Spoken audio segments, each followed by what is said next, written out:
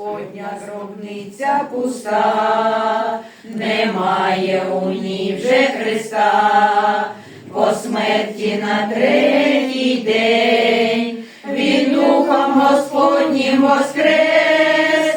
Хвала тобі, Бог Отець, за Сина, який воскрес. Христос воскрес, Христос воскрес, навіки Син Божий воскрес. Хвала тобі, Бог Отець, за Сина, який воскрес. Христос воскрес, Христос воскрес, навіки Син Божий воскрес.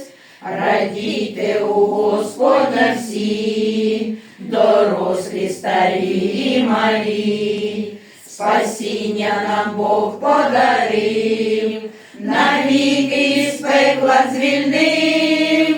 Хвала тобі, Бог Отець, за Сина, який воскрес. Христос воскрес, Христос воскрес, навіки Син Божий воскрес.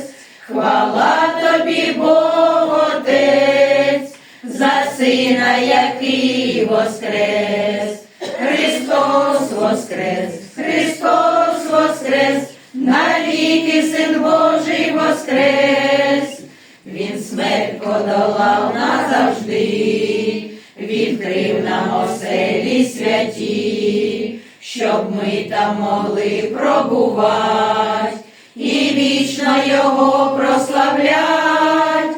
Хвала тобі, Бог Отець, за Сина, який воскрес. Христос воскрес, Христос воскрес, навіки Син Божий воскрес. Хвала тобі, Бог Отець, за Сина, який воскрес. Христос воскрес, Христос воскрес, навіки Син Божий воскрес. Навіки Син Божий воскрес.